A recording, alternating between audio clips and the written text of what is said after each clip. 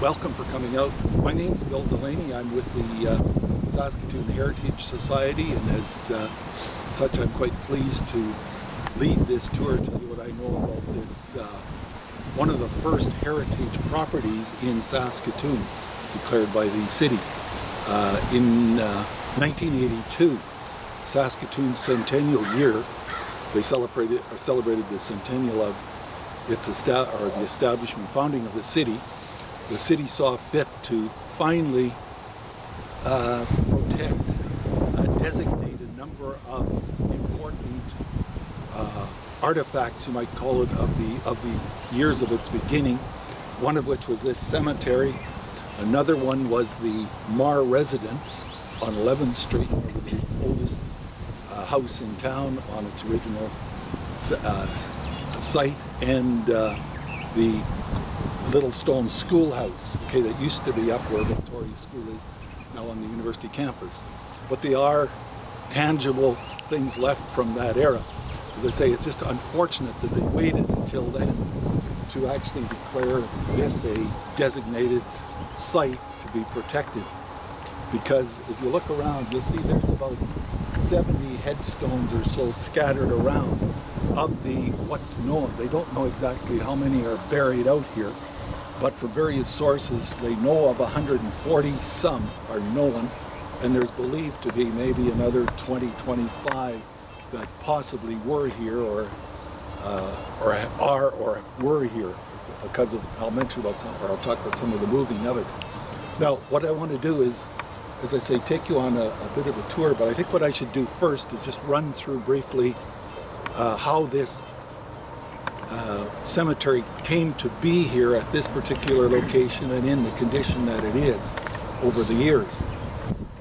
In order to do that, we have to go back to 1881, when the Temperance Colonization Society of Toronto asked for and received a grant of 21 townships, which were located from, well, they were, the ones they chose were three townships wide, about 18 miles, astride the South Saskatchewan River here, and stretching from about 42 miles from the Whitecap Reserve to the south up to Clark's Crossing to the north.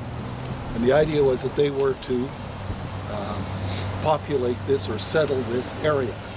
And so what the company did then, the society established a corporate company, and then they began to advertise largely through Protestant congregations in Toronto for people interested in coming out, settling in the West, also in an area which they described as free from the accursed liquor trade, okay, the temperance motive behind it to bring them here.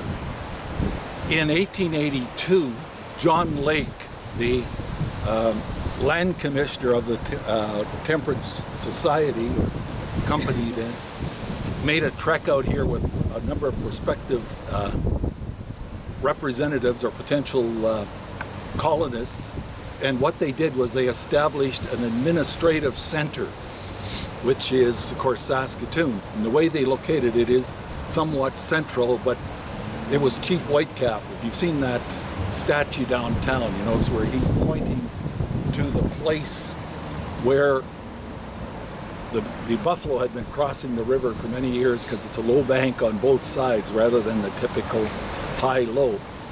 And therefore the best place where the native people had been crossing, and therefore the best location for a ferry crossing and eventually a railway, which they hope to run through this area.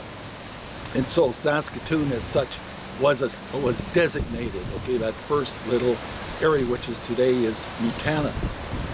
Anyway, 1883, they begin the movement of settlers, groups of parties of settlers starting from Toronto area, gathering Sarnia, catching the CPR, out to as far as Moose Jaw. And from Moose Jaw then, it was a matter of gathering your supplies, your equipment together, everything you can get on a wagon pulled by oxen, and then make that roughly 150-mile trek up to the colony here, with this being the center of it. So it was quite a trek. Some of the first groups, it took up to a month for them to make it with their animals, the equipment, etc., considering breakdowns, prairie fires, blizzards, floods they experienced along the way. They managed to make it. The first year there was about 100 by the spring of 18, that made it through the winter of these settlers scattered throughout this grant. There were, they estimate 7 or 8, or that one of the reported is 7 or 8 little houses in the settlement, in the area of Main Street, etc. Main Street and Broadways, was kind of the center of that area. A few tents, a sod house, etc., as you can imagine, and then some scattered people. But surprisingly, there weren't any deaths, or at least none that were recorded as such through it. There was one fellow who reported a baby Jack, as he called it in his memoirs, Gerald Willoughby, who he said that had died along the trail as they were trekking to Saskatoon and was buried along the trail. Another fellow that was in on the same trek, though, Robert Caswell, refutes that. He says there was no deaths.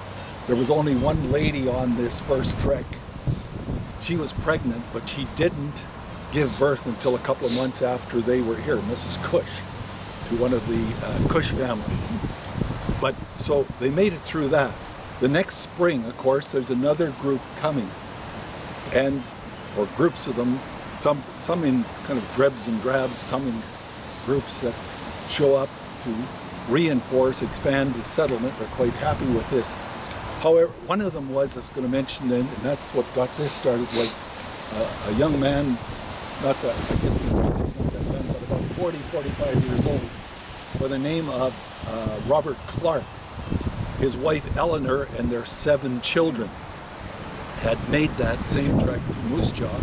Now Robert decided that what he would do is leave his wife Eleanor and the younger children in Moose Jaw while he and the oldest son Wes made their way up here, probably a couple of weeks, not as long probably as the first group, as a trail had been established, the so-called Moose Jaw Trail. If you'll see, there's remnants of it have now been designated or marked as well over by the Alliance Church area. You haven't seen that. But anyway, they come up with the idea of establishing a home of sorts, at least some shelter. They'll bring the rest of the family. Now, where he was, if you just think of straight down here, about 3-4 miles, I guess it would be, is Market Mall. It was just south of Market Mall in the Eastview area was the quarter section that Clark was established on, and his widow would eventually occupy that area. Anyway, he and Wes were there. They just nicely got here, probably set up their camp. When Robert went out to help some of the other settlers in the area, residents of this community, a prairie fire, notice that you could get on dry springs whipping through with the wind. Well, there were a lot more of them in those days, more common than now. Anyway, there was a prairie fire that was moving in from the east, and Robert went out to help the locals fight that. And in the process, he inhaled a lot of smoke. And his son could tell when he got back to camp that Robert was in some stress. Now, there was a doctor by the name of Dr. John Willoughby in Saskatoon practicing out of a tent. Was his location actually in the city for that, or in the city, in the settlement. It's not exaggerated or extended. But anyway, he goes out and tells, he could see that, of course, that pneumonia was setting in on Robert, and he tells Wes, get your mom and Eleanor to come and help with Robert, because he could see there was a limited possibility, or it was highly possible that he was going to die. Wes apparently made that trek down and back with his mom and his other kids in 9 days. The trek which usually took a couple of weeks or longer in order to do it. Eleanor gets back here in time to, I guess, talk to Robert, etc., at least watch him for the last day. Sometime within those following hours, anyway, he expires. And so if you think of it, she's sitting over there. There are probably a number of people from the community that would back them up or were supporting, but they're now have to do something with Robert. She doesn't want to put up, normally what would happen a lot of cases then is they would probably just find, if you're on a homestead, you know, so a lot of places they have a landmark, a tree, something where they will bury some of the people that died of the old homesteaders. Well, in this case, there wasn't any real location to anything defining, just bald prairie, basically.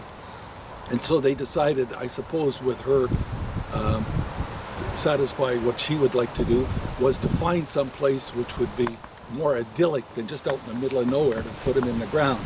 And so they came probably directly this way to the riverbank and placed them down on the riverbank overlooking the river under apparently there were one place where there's some aspens and trees growing out of this in this bald area.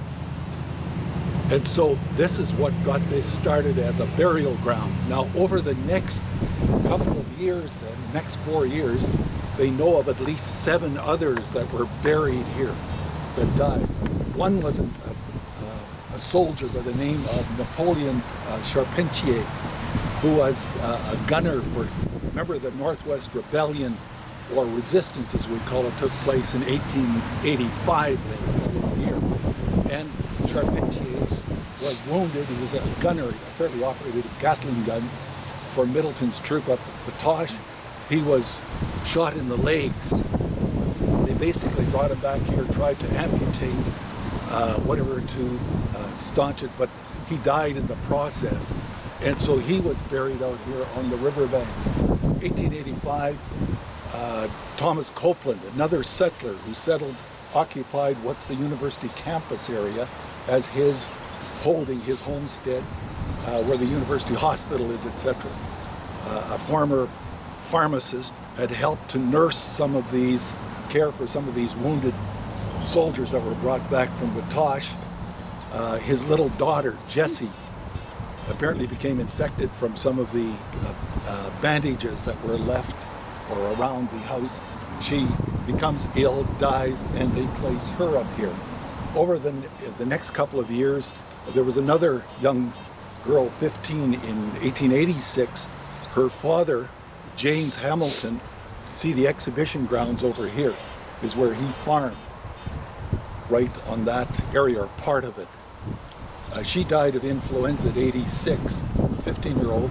So of course, where's the closest place to bury her is where these other people are, sort of unofficially up on the hill. Over the next couple of years, we'll go with some of the graves. There was a couple of young fellows, young homesteaders that died in a blizzard, another one that drowned. And we'll look at a couple of others. There was a girl or a young woman that died in childbirth, etc. during those years, to give you some idea of what was going on. Now, what happened then, this was just unofficial, and they were just placing these bodies along in this area. And so 2 of the fathers, Thomas Copeland, James Hamilton, then petitioned the Minister of the Interior to declare this a burial ground. Okay, so it would be legitimately, officially a burial ground.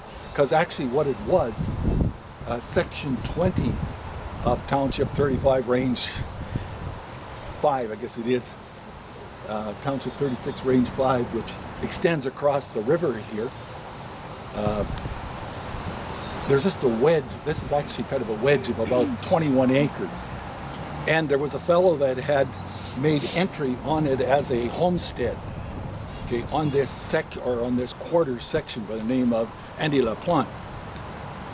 So they had to check first, but since he hadn't proved it up, they were able to sever this off and declare it officially a burial ground from that period on. And that's how this became a burial ground as such, but no real organization to it. From 1888, let's say, until 1903, over that period, more people came in. They know that there were about 41 further burials that would, as you can imagine, trying to be as close or sort of within range of the others along the riverbank, essentially up more to that area. And if you look today, when we walk around it, you'll see you can see a lot of the monuments, etc., are missing the markers. However, if you look at the ground, you can see where there were some, etc., on it that have been misplaced. There was a lot of vandalism and things destroyed over the years, but also some deteriorated. Some were wood deteriorated from that era. Anyway, these were in that area. 1903, jump forward, the village of Nutana is incorporated, or Nutana is incorporated as a village, a legal entity. And so it is given responsibility for this burial ground. It becomes known as the Nutana Cemetery. And so they do set up a committee in which they try to lay out where the existing graves are, take some kind of record of it, divide it into lots and plots, blocks and lots, I guess I should say, and where people could buy, etc., and eventually have as lots. And there were quite a number then of people that did buy family plots, etc., as well. I'll point out some of the families as we go through it. That was up until 1903. Meanwhile, what's happening is the railway went through in 1890, and the town of Saskatoon grew faster than the village of Nutana. And you can imagine they didn't want to be carrying their dearly beloveds across the bridge. In a lot of cases they had to do over to be buried in this. And so Woodlawn was open, and the Roman Catholic cemetery, where Woodlawn is up in that northern area of Saskatoon today. Then in 1906, the Nutana, village of Nutana, town of Saskatoon, village of Riversdale amalgamate to form the city of Saskatoon. And so the city of Saskatoon then becomes responsible for Woodlawn plus the Nutana Cemetery. Now, one of the difficulties, well, I should mention, in 1904 already, I said they were already experiencing some question of who is where and what is where. But another problem was they're experiencing slumping along the riverbank. And so some of these graves had to be moved. For instance, Charpentier was moved up into Woodlawn. Little Jessie Copeland, her grave was moved up next to her father's in Woodlawn. The Hamilton girl, I believe hers was moved to Winnipeg, in fact, to be where her father was buried in between. And so what the city decided was, we don't need two. This one is rather unstable, so we will close this one down, or at least close it down until we won't sell any more lots. In 1910, they said we won't sell any more burial plots to families or individuals on this site. However, those that already had bought family sites and lots, they could still be buried here. And so there were a considerable number of burials that took place between 1910 to 1982, when I mentioned it was designated within that period. And you'll see one of the most recent is just over here behind Murray. Sorry, I guess it's just just down there. So just the dark colored one. Mrs. McKinnon. She was a Beaton family or McKinnon family plot. She was buried there in 1948, which was the last actual burial that took place in this area. Anyway, what happened is the city, this was the shut down, as I say, then in 1910, except for these sporadic burials that took place here. Everything else focused on Woodlawn. Very poor records, as they found, were kept here, etc. As I say, was subject to further slumping, to deterioration. A lot of the monuments moved, and vandalism over periods of time, knocking down the monuments, breaking them, etc. And it wasn't until then, 1970s, as you get into the 70s, well, there was another major slump in 69, 70s, in which they had to move some of the graves, including the Clark family graves, from right up on the riverbank, and we'll take a look at those as we go through it here. I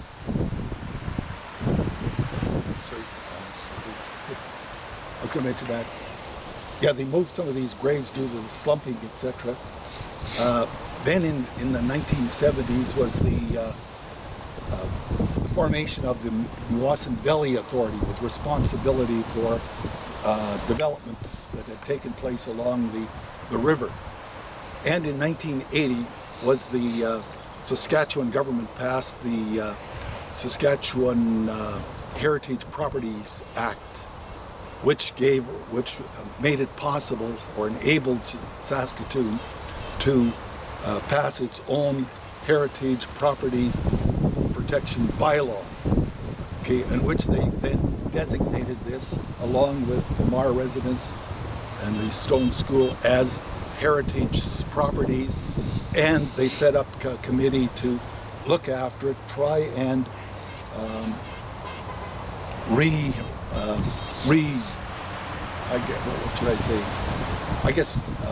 look up records, see if they could find out who actually was buried here, where, what they could do to kind of rehabilitate it as a heritage site, okay, that would be available to the generations, in which we could do exactly the sort of thing we're doing here today, is get some appreciation of how and where this took place.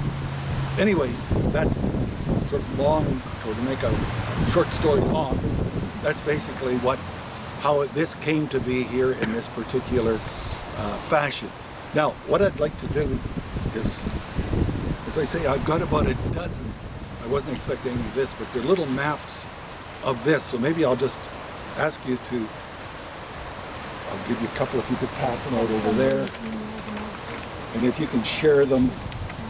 As I say, it isn't that hard, but it'll give you some idea of some of the names, if you just want to pass them around to anyone that has it. And what we'll do, I see Dianne Wilson is here.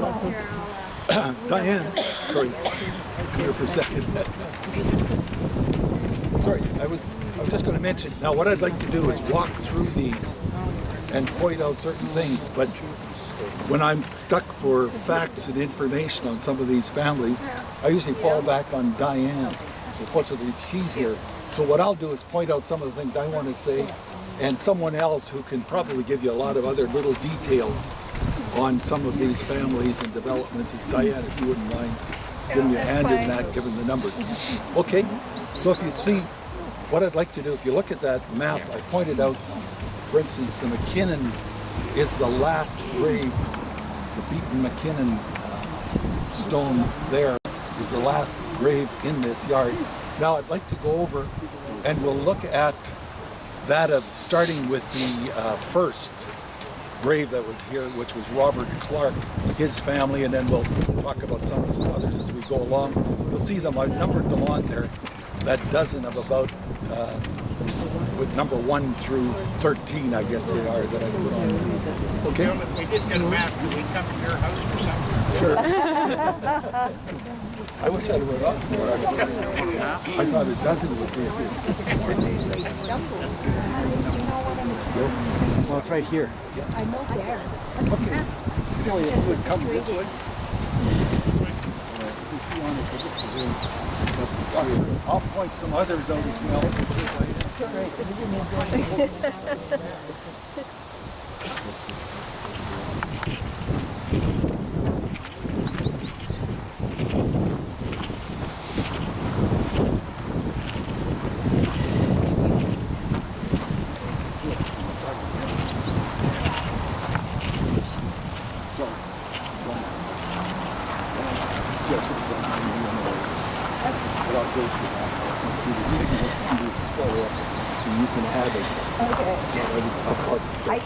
I can tell stories, but here we are, Robert.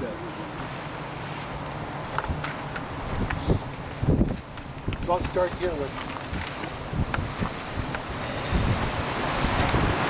Now, in this area were some of the earliest graves in 1969, 60, 70 from the riverbank in order to open some of that for further slump. They were moved up into an open area here. This is a gravestone marker of Robert Clark, who I mentioned died in 1884, the first burial in here. His wife Eleanor is there. Okay. Has been, the monument is not there, but she was moved up here as well. She died in 1923, but she and some of the others, John Clark was one of the other boys, is here. Wes, I believe, is buried. Where is it? I don't know. In one of the other graveyards in the surrounding area. Anyway, he was the other one. But between Wes and Eleanor, they raised the rest of this family on that. And up until the 1950s, I remember seeing where Eastview is. There was a big old stone house that sat there. It was known as the Clark House, way out in that area. If you think of it, just south of Market Mall now, in that area. A couple of the daughters of the Clarks are over. They married a Lasher and a Robinson. There's family plots over there. Okay, I'll try and point out as well. So that's the Clark family, rather scattered here. Moving on, I'll just go back. What's number 2? I should mention. Here is another one that was moved up there. But I mentioned there were 2 fellows that died in blizzards. This is where I asked Jeff to find the archivist what's happened to the monument that was here. I've got a picture of it, which I could dig out, but it's just a monument like the rest of Mr. Coster, Charles Coster. He was a young homesteader. He and his brother Ernest had come from Britain. They were the sons of a surgeon in London that decided they wanted adventure. Of course, they read the stories, come to the Toronto area, follow the path of the temperance people in 1884, come over here. They had I've got one, that's the sad part of it. I've got one little map of the land if you want to pass it around. If you look at it, some of these, you could, it's a map, sketch map of the local area and the first homesteaders. And you could see, if you just want to look at it, you'd see, search around, you'd see Robert Clark or Eleanor Clark, Wes Clark, Coster. Anyway, the Costers are just up here, just between, up in the South Nutana area. I'll just leave it with you. Sorry, it's, if you're stuck, it's so. Anyway, what happened was Ernest and Charles homesteaded. Now Charles became ill though, which was quite typical in those days. Not much to do about it if you imagine in the winter under the circumstances, living in a tent or some kind of shack. Yeah. And so he then moved into the settlement where one of the houses, you know, the Trounce house, okay, on 10th Avenue across, or 10th Street across from Grace Westminster, was one of these first little houses, which I think there's a sketch map on the back of that map that shows one of the original drawings of Saskatoon. Anyway, this little house held the Trounce family, Harry and Bessie and their children, plus she took in boarders, which essentially, if you look at how small that place was, they were kind of stuck up into the attic. Well, Charles, not being well, but he decides it's a warmer, better place to be. They take him in, but he becomes delirious after being sick for so long. He apparently went out, there was a blizzard taking place. This was in, what was the date? It says it on your, was that? 87? No, I think it was January. November of 86, yeah, it was 86. Anyway, what he did was he apparently went out into the cold to try and cool off, and he disappeared. They didn't find him until a couple of days later. His body down next to the Clark house, down in the Eastview area, and so he was then buried out here. And I'll point out a couple more like that as we move along. Anyway, we could just move back here. I'll point out another family. Is the Irving.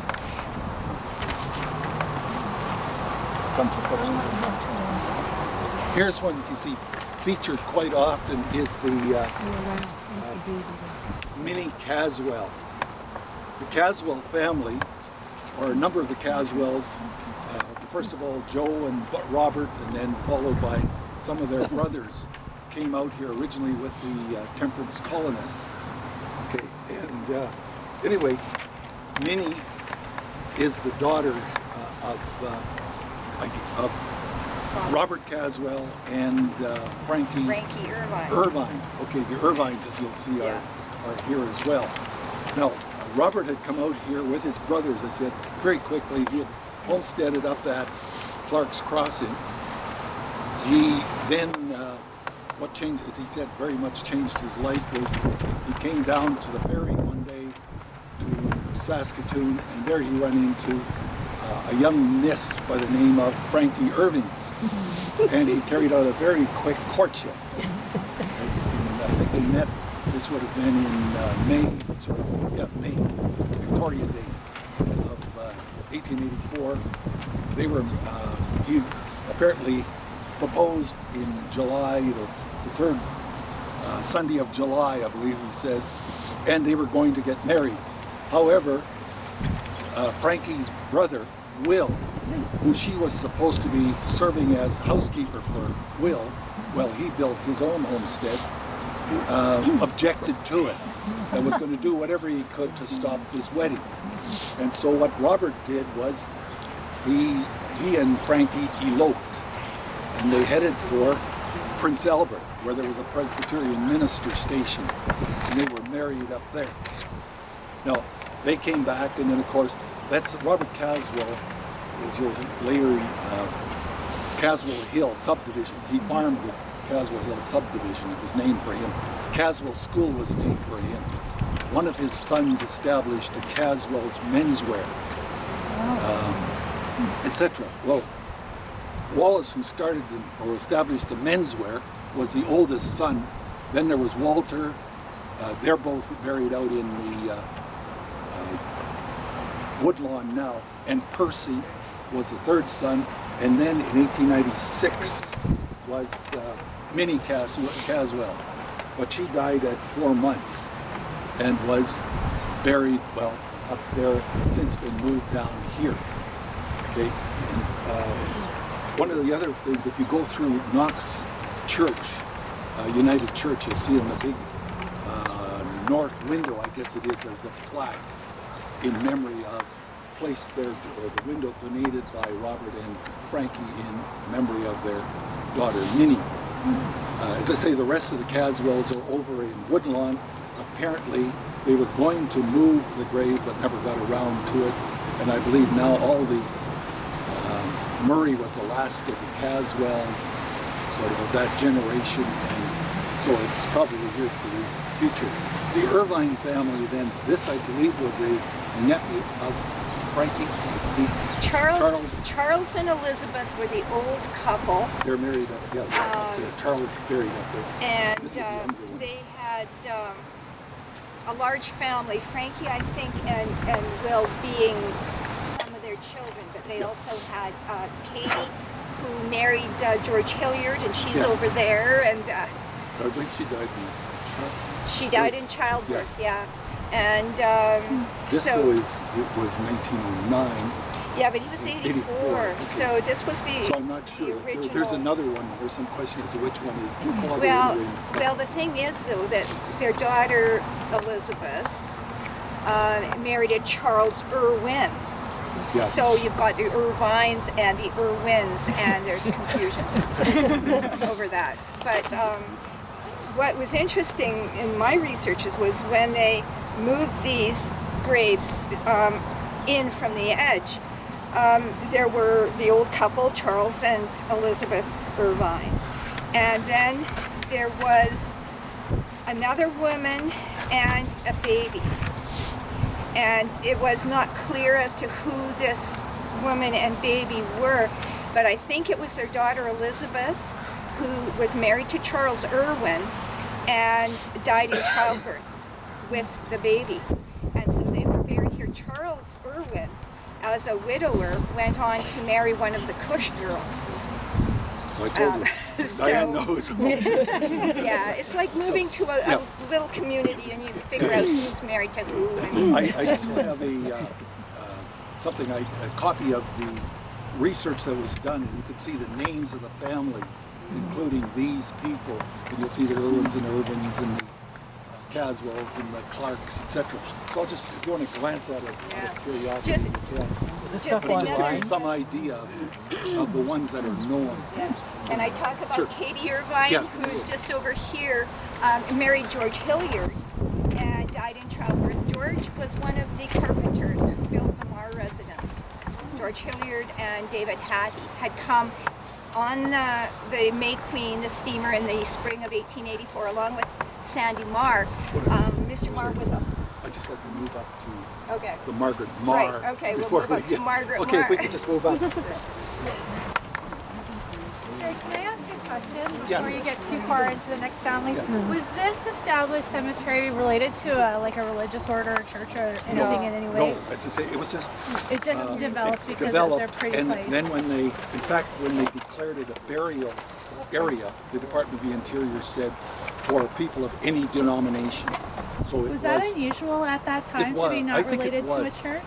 I think it was. Well, in many cases, it was either you were usually buried in a churchyard, or as I say, out in the prairies. In a lot of cases, they'd have their own little family plot On their on land. their original homestead or so. Okay. So this was, but it was because of it. That's why I tried to explain the circumstances. Yeah. This occurred. They didn't have an established church here. Most of them were Methodists, but there were some Presbyterians. But they came as settlers rather than As a as a religious church, group, yeah. religious group. Grace Church was established in 1883. yes, Grace. it was set up. Was the Yeah. first church built in Yeah. for And Knox In- Presbyterian was around that time too. Yeah. yeah, it was 1900. I think it was when they built the church. Oh, yeah, but then because they it was Robert never- Caswell that built it. Yeah, they That met part. at home. Yes. Anyway, I'd just like to, if you look, I think it's number 4, is it, on your little map, just so we keep some order. This is marked for Margaret Mar. Now, Mar, as Dianne said, was the wife of Alexander Sandy Marr, who built the Mar residence. He actually was, as He was a stonemason, Right. so he didn't actually build it. He had the carpenters, right. Hilliard and Hattie, build it for him. And then he brought Margaret and the 5 little girls from Winnipeg. Okay, he came out first, as Dianne was saying, to start it off. I just wanted to move up to this. He came out with a group of builders in 1883 already on the May Queen. Spring of May. Spring of 84. Yes, sir. Anyway, and because he had this skill as a carpenter, particularly a mason, a bricklayer, that was what he was expected to do. He actually took a homestead then over where Carolyn Robbins is now in Confederation Park area. But he built, or had built, this, I'm not going to get into all the technicalities here, but he had the house built, that's the Mar residence as we call it, for his family who he brought out here, Margaret and I believe it was 5 girls. Yeah, 5 little girls, and the youngest was just a baby. Yeah. Okay, and anyway, I believe it was the 7th. What was the date on this again? Is 89. 80. Yeah. Yeah, 89. That she died again after about a month or so after her 7th Yeah. little daughter. Son. But that Was it son? Okay. That's why she knows the little details. But anyway, and they were looked after by, for instance, I believe the youngest one was looked after for a while after she passed, because the oldest daughter was 13. So Eleanor Clark and then Julia Cush looked after this baby for a matter of a year or 2 until the young girl was considered, and Alexander Sandy Marr were able to put them up in that house in the Marr residence. Now, just one other thing on the Marrs. Yes, he was responsible for, or hired to build, along with assistants, the Little Stone School was built by Marr. And then Marr and Graham were an architectural contractor, or a building contractor, then up until, I think when did he pass? It was quite a bit later. Mr. Marr remarried actually in Right. 1892 in the spring, and then moved the family to Prince Albert for a number of years, and then came back to Saskatoon. And he and his eldest son Gordon were involved with contracting and building until I think around sometime after 1912 he retired to Ontario. Okay, I know they left exactly. Yeah. Okay, And if we could. Anyway, sorry. one last thing about Alexander Marr. He was back in 1935 visiting one of his daughters who was married in Prince Albert, and he died, and he's buried up in Prince Albert in the old cemetery on the hill. Sorry, I just want to keep it moving. Yeah, I know, I get carried away.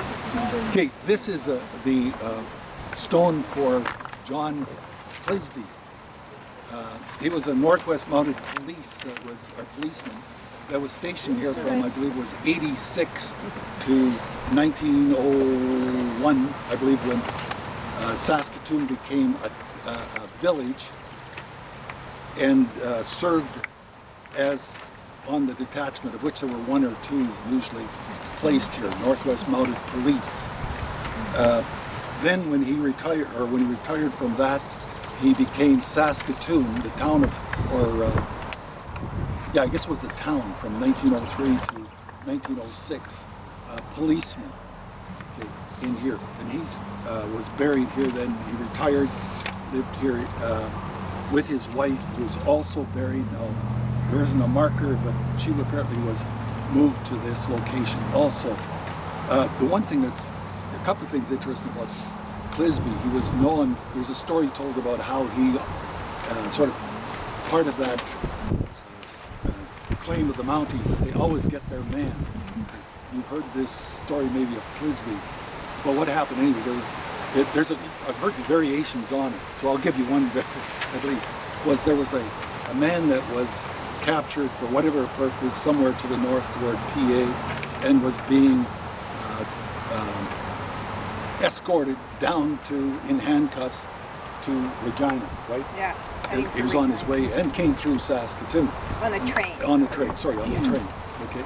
And what happened is somewhere between here and Dundurn, he escaped.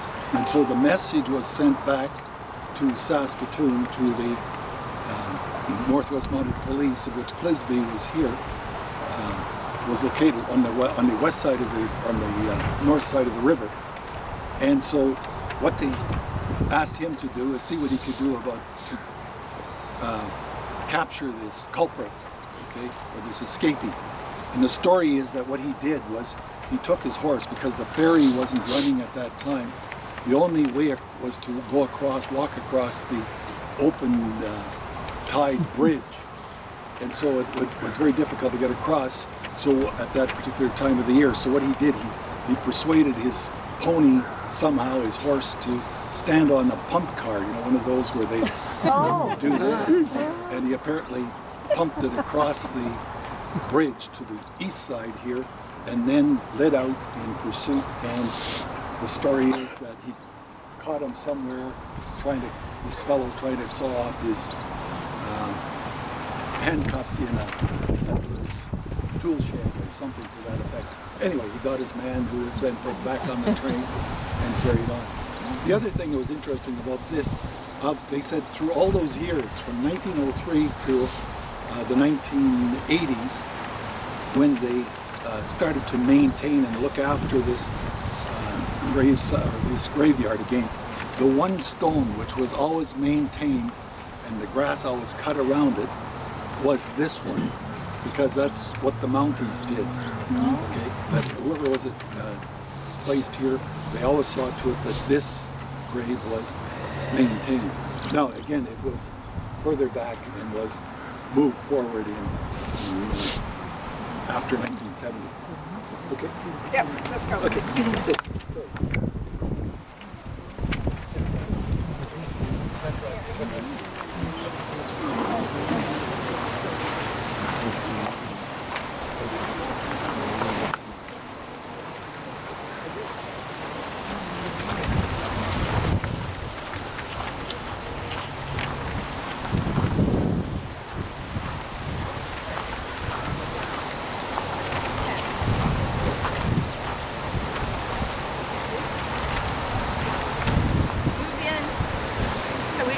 development. Yeah, I'll just try and make this a little quicker because I know we can get carried.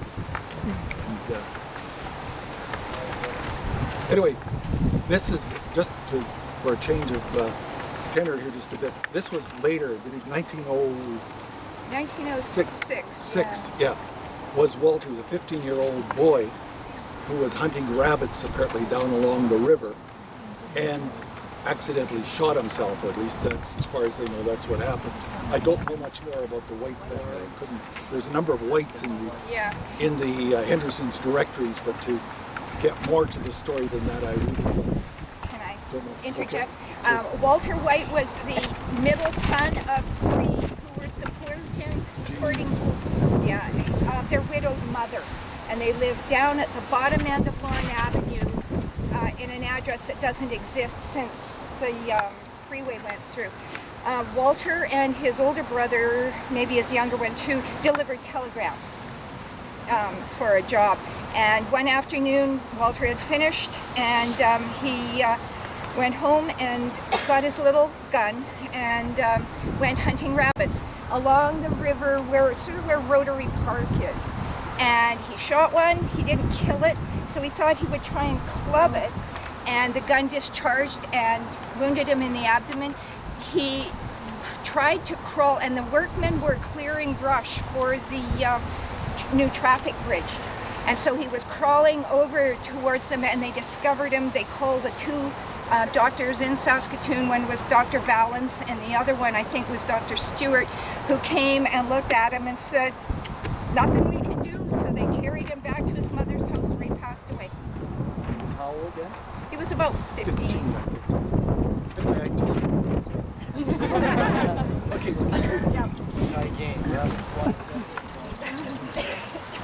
This will be good for a presentation. Yeah.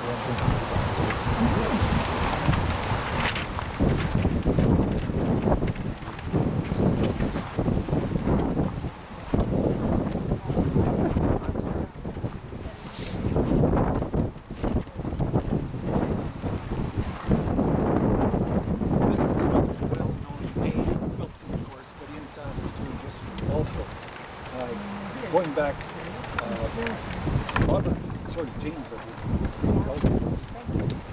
This is Jane anyway here, and James, or no, sorry, Robert, I believe it is. Yeah, with Wilson, because then they had the sons, Russell and James. Yeah. Anyway, they were initially, they weren't just a temperance colony, but in 1883, they were in Moose Jaw and decided to move as a family.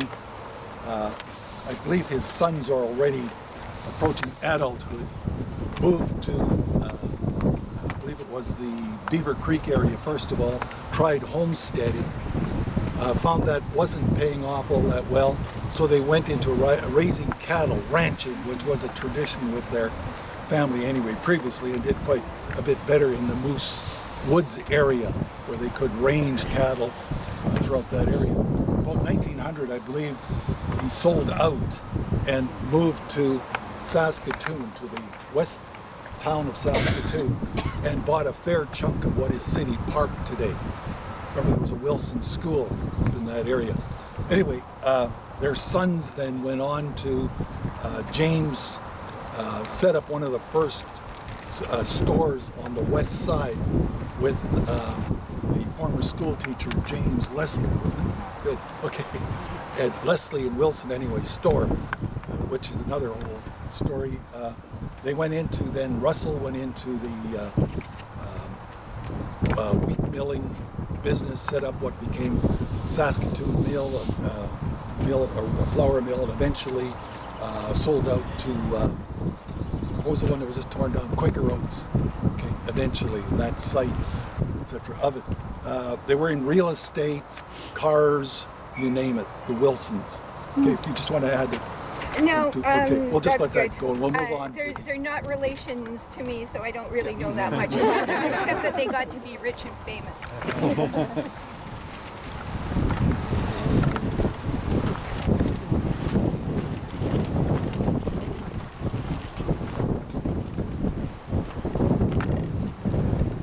Now, this is probably one of the more famous in various ways families, most influential families in Saskatoon in that early period. Just very briefly, and now I'll turn it over to, because Diane's a specialist in the Fletcher family. I'll just mention a couple of things. Joe came first before Grace. What I know of Joe is that he was, the second? He was the youngest of three brothers. Three, yeah, okay. Yeah. And not all that responsible, at least from what I heard. No, he was the family's black And so sheep.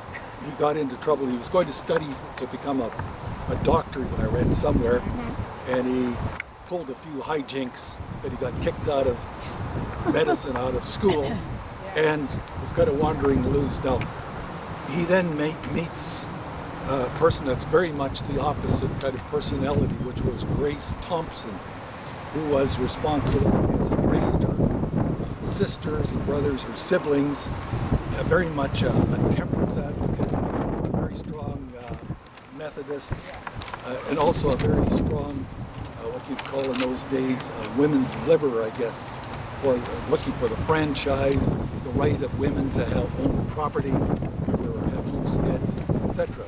So they were really quite a contrasting pair. Actually, it was Joe who helped Robert elope with Frankie Irving. But that was his kind of. As I say, when it came to temperance, he was known as being on the other side. In fact, he was known to bring a few bottles when he was freighting from Moose Jaw to here, and was one of the strong supporters of the original Windsor Hotel, I gather, when she tried to shut it down. Anyway, I'll turn it over to Dianne. Anyway, yes, Joe was the family bad boy, and from Alliston, Ontario, the Fletchers, his father had basically walked into the bush in Ontario and created the town. They had a grist mill, they had a lumber mill, they had an electrical plant, and Joe got himself kicked out of medicine at McGill because he, during a dissection class, threw a bloody organ at a fellow student who ducked, and it hit the prof right in the head. He also liked to dress up. I was just going to say, I heard that he'd also arranged some skeletons in a compromising position. Oh, I haven't heard that, but I like that. So there's all kinds of stories. Yeah, he also apparently liked to dress up in his top hat and tails and go around to tent revival meetings pretending to be a preacher. Grace was 13 years younger than Joe, and maybe she thought she could reform him. It didn't work very well. And as Bill said, Joe came out to Saskatoon, I think probably prompted by the family. They had tried to set Joe up in business in Alliston, in a store business with his older brother's father-in-law, and that failed. So you send Joe out, and he takes out a homestead out sort of in the Montgomery area. And Grace arrives in 1885 with 3 small children, Kirkland and Maud, and DeWitt was a baby. And Joe is still a binge alcoholic. So by 1887, Grace has purchased one of the original 1883 buildings and opened a store. And she goes on to buy land. She would take in cattle in exchange for groceries from some of the farmers south of town, and ended up with enough cattle that she bought a couple of ranches out in the Dundurn area. She was buying and selling properties in the village of Nutana. She bought up a lot of the older 1883 buildings. The 1903 school tax assessment is really fascinating reading on what Grace owns. She was also wheeling and dealing in flipping Métis land scrip, which is something that a lot of other people in Saskatoon were doing and nobody talks about, and that's another whole research area that I haven't had time to get into. Sorry, I think I misunderstood. She met Joseph when she was 13 and they lived here? No. Or they lived No, in no, Ontario? she was 13 years younger than Joe and they were married down there and Okay. had the 3 children. He came out. But no, I was like, yeah. she's 13, she's very accomplished. No, she was I think the eldest in the family, Yeah, Bill, and that had was what I several said. younger siblings, including a brother James who ended up here and a couple of sisters who ended up in Saskatoon. Anyway, Anyway, I just add a couple of things. She then donated a good portion of the money that was used to build Grace Westminster, remember the original Methodist church, when they rebuilt it in 1910. I think she put up at least $10,000 or something. I think it was is what it 5,000, but Okay. in her will Again. she left a chunk of money to the Nutana Methodist Church, and it had been a little white church, and then they rebuilt it in brick. Well, a long and complicated story, but they rebuilt Just or one built a new more building in thing on her 1910. will. There's a copy of her will down in local history, Yeah. which it gives some of these details. Yeah. But the one thing that I found rather interesting is she left then what other monies she had to any of her children, but they had to first of all show that they didn't marry or prove that they didn't marry a drunkard. That was the youngest daughter that was actually born here, I think in '87. And on here, Yeah, one of the sons. yeah, there's a Manly Thompson Fletcher, infant son of J and G. And this is the only reference that I know of to Manly. So obviously a child of Grace and Joe. I haven't yet seen any kind of birth registration. So he apparently is commemorated with this stone as well. Anyway, Grace died in August of 1907. And yeah, she left no money to Joe. She divided it up among other things, He died including in a matter of months. he died in October, falling out of his buggy and hitting his head on a rock. There's one more thing I'd like to mention.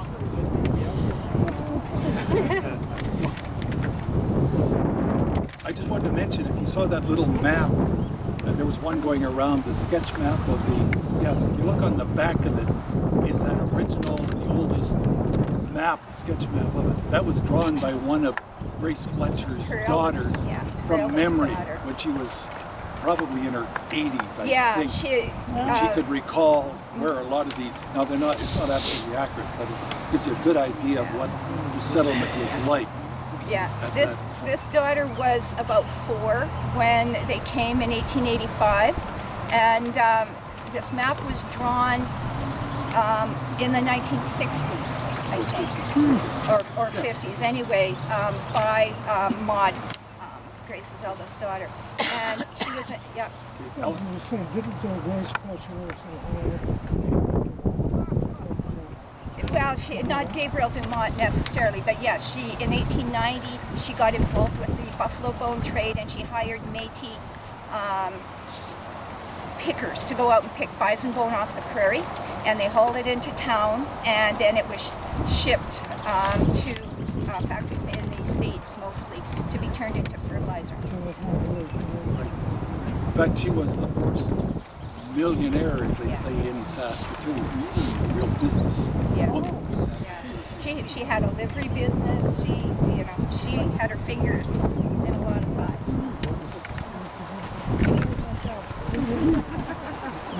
There is mentioned Robinson, Lashers, which were married to a couple of the Clark girls. Just to give you some idea of the interconnection, there were only so many possible combinations of the families. So with the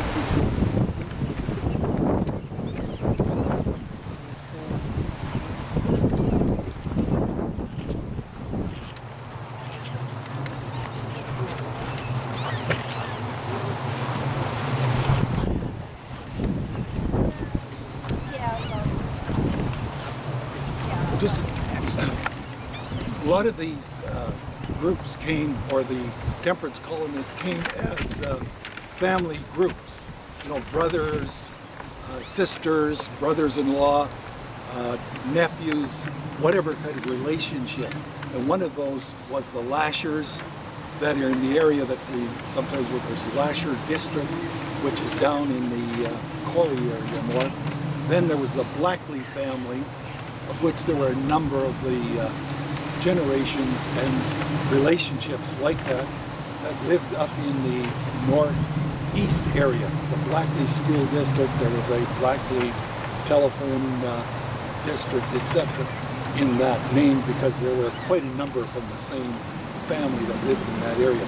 This is when he became what he was, I believe, 59 or 60, but he was the patriarch of those families in that area. You want to add something?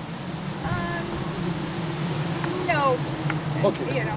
So I think to get into all that.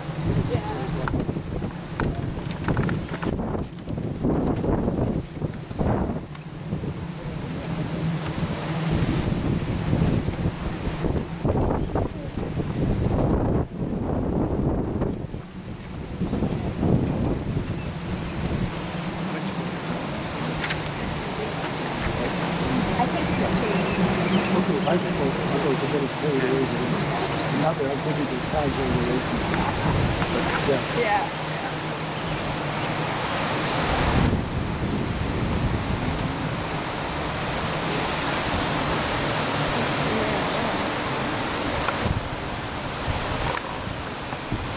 Remember, I'd mentioned there were a couple of fellows that died in blizzards early on in, I believe it was 1888. Yes, here. Edward Mears, like young Coster, apparently Mears lived at somewhere in the area of Broadway and Main Street. And this was in March. January. Or sorry, January in this case, yeah, the other fellow. March. Anyway, he apparently went out to look at, in a blizzard, went out to tend to his livestock, which were in a shack, probably in the area of the Joe Fletcher's barn, if you look on that map. But anyway, he got lost in the blizzard, and again, they didn't find him until a number of days later, frozen, and so he was buried in this. Now, I think this is the original site by then. I don't know that it was moved. No, and the tombstone was brought and erected later by his sisters in England. Okay, over here is, now this one, maybe, these are all the four little Griffith children, ranging from about 5 years to 6 months. Yeah. And I don't know a lot about them, couldn't find much on it, but apparently there are four. She also was a widow afterwards. It was Tom and Jane Griffith. A number of these children, all very young. And the question is, what did they die of? Now, there were a lot of cases where for sickness, maybe genetic reasons within the family, but for whatever reason, there are apparently four of them are buried here, and the mother also. Do you know any more on that? No, except that the Saskatoon had a lot of problem with dysentery and Typhoid was always a big one. typhoid. And With water. they had, until the city became a city and started doing sewer and water, they were using open wells. And so the wells would get contaminated, and kids often died of what they called summer complaint when they were babies, because they'd be getting weaned onto contaminated water. I think the last typhoid epidemic was in Caswell Hill in about 19... Yeah, and anyway, it was traced back to a guy named George Young, who had a dairy farm, or at least a milking establishment, and a lot of customers in Caswell Hill.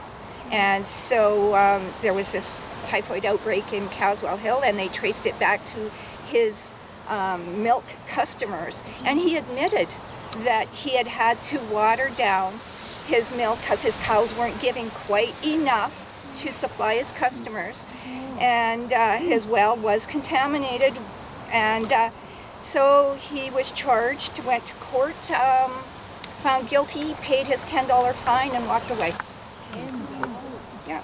Actually, there's another, this wasn't that uncommon to water it down, but there was Sommerfeld Dairy was somewhat the same. They were accused of doing this, what they found is that one of his commercial customers, you know, in their restaurants and hotels, they were actually watering down the milk. He'd deliver the milk and they were watering it down. So that's why they brought in a health officer, Dr. McKay, about 1904, 07, and started to try and tighten up on this. If you do look around, and if you look along this, the ages on this of the people that died, you'll see over half of them are babies.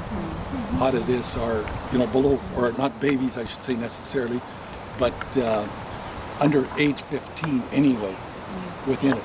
Others are, of course, a lot of young mothers because of the lack of control, the spread of disease, the conditions in which they live, the lack of a sort of safety net that we have that we can fall back in many cases. Now, Another person who must be out here is Mrs. Trounce, who died in the spring of 1887 in childbirth and had to be buried somewhere, but we have no actual record. No record of it, and that's why. Yeah. Yes. Anyway, we'll go to one last one here. So how affluent would you have had to have been to been able to afford a piece of land here to get buried in? Oh, wow. Be a matter of dollars, and I think in some cases, next to nothing, especially essentially to start with. But it wasn't as though it was expensive by any means. It was more a matter of registering, I think, to try and keep some track. And there were a lot that, in some of these plots, that they know where there was no official record. What the family did was they had their service, came out, buried the body, you know, within their plot. And that's why in a lot of cases you'll see question marks or so on with us. They've tried to gather knowledge of the. Anyway, one that they are quite sure was buried here, somewhere in here, was a young man by the name of Neville Pendergrass. Now you'll see this is a very new stone put here in the last 2 years. I think I haven't seen it until now. Okay. Anyway, what happened is Sarah Pendergrass was a widow coming from England to Eastern Canada, and then with her two sons, I believe Neville was about 20 or 21 years old. The younger fellow was Harold, if I remember correctly, and the daughter. In the middle of it. Yeah. And sorry, actually three of them. That's right. And Muriel. Anyway, they were going to take up this temperance colony possibilities, potential, come out here, set up, and get land like every other individual wanted. Who came first was Neville, the oldest son, with the idea of establishing a homestead, shelter, a place, and then Sarah would come with the younger children. Now, Neville came. Now you'll see the Pendergrass land is just next to this. I've got the little map, but if you look at it, where as I said,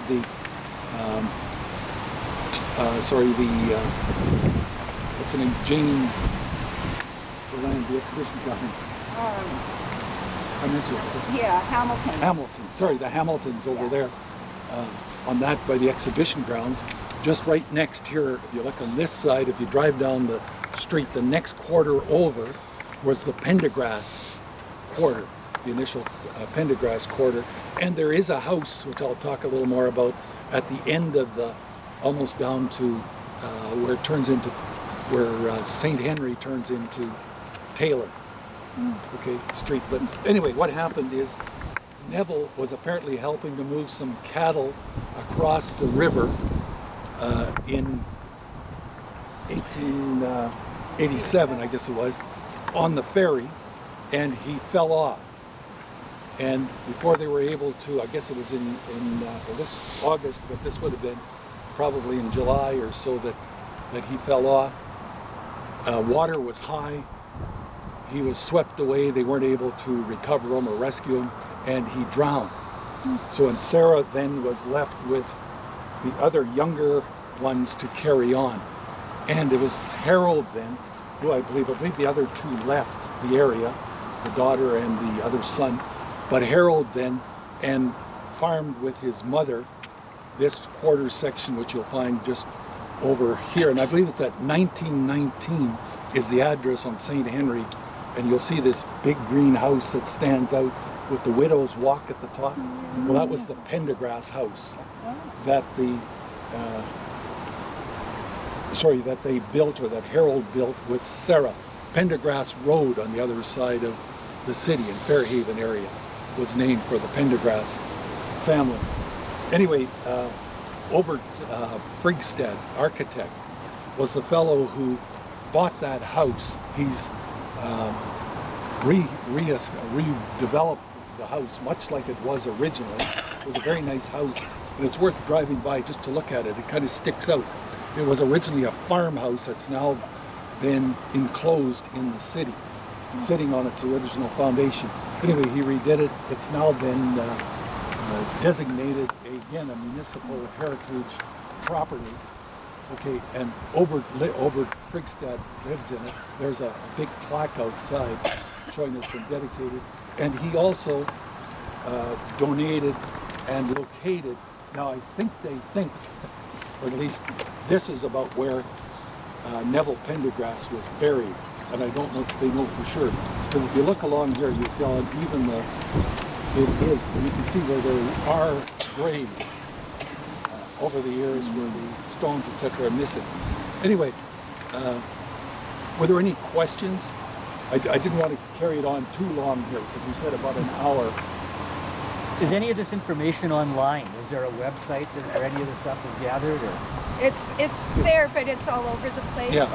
No The central- local history room is probably Yeah. the best location to go. Just catch some of the names or on it generally. You'll get the best.